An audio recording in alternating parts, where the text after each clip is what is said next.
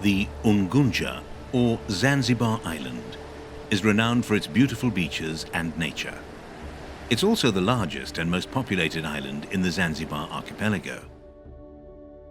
Once, this island was home to an elusive leopard, one that may still be alive.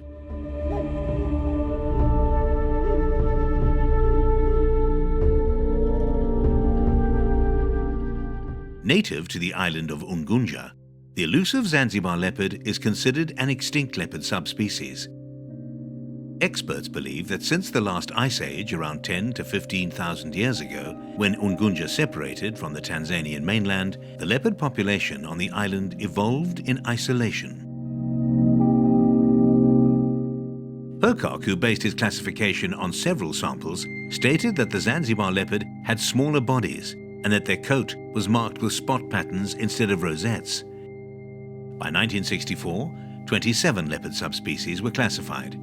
However, a genetic study in 1996 pared down the number of subspecies to 8, and the Zanzibar leopard was not included.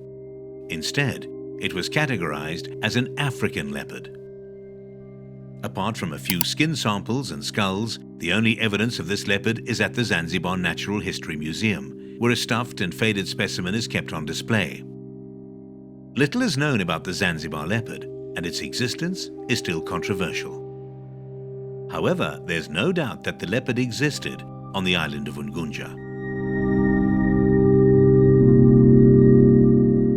In the early 1900s, when Zanzibar was under British colonial rule, the conflict between leopards and locals had already begun. Due to the leopard's vulnerability, the British administration banned leopard hunting in 1919. However, as leopard attacks on livestock increased, this ban was overturned in 1950.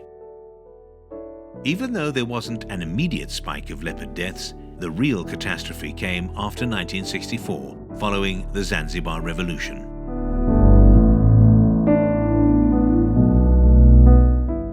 The revolution led to the Sultan of Zanzibar being overthrown.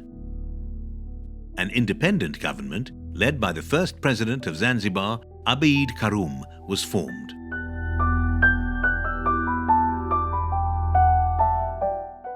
During this time, a man named Kitanzi emerged as the leader of a hunting group.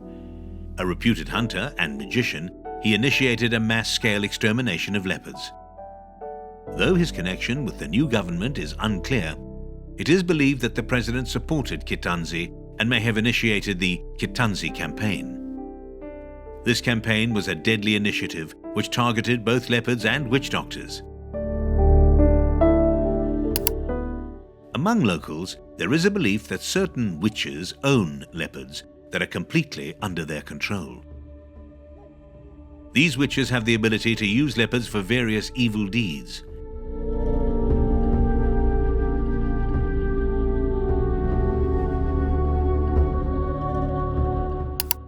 President Karum, with his modernistic outlook, did not favor the witchcraft prevalent in rural areas. He considered it a hindrance to national development. Thus, witch hunting became an integral part of the Kitanzi campaign. It's believed that Kitanzi never hunted himself, but operated a group from Muangoni that included over 20 hunters. The operation was carried out in the south-central part of the island. Reportedly, the hunters killed and sometimes even ate leopards. But after President Karum's assassination in 1972, the campaign slowed down, although leopard hunting still continued. Due to Unguja's small size, it's questionable whether the island ever supported a large leopard population. But whatever the population that inhabited Zanzibar, it was decimated by hunting and policies that threatened its habitat.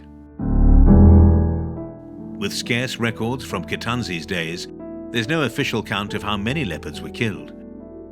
But according to some sources, leopards, and even witchcraft, drastically reduced after the Kitanzi campaign.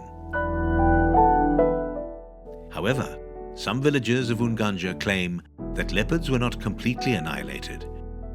Reported sightings and signs of their presence, though unverified, may mean that the Zanzibar leopard could still be alive.